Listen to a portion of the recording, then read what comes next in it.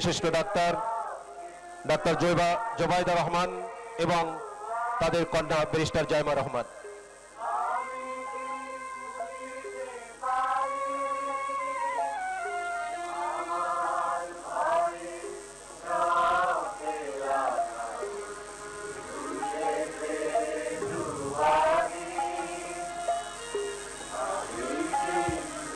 শহীদ president Ziaur Rahman এবং দেশনেত্রী বেগম খালেদা জিয়ার পরিবারের পক্ষ থেকে তাদের সুযোগ্য সন্তান জনাব তারেক রহমান ভাষা শহীদদের প্রতি শ্রদ্ধা নিবেদন করলেন।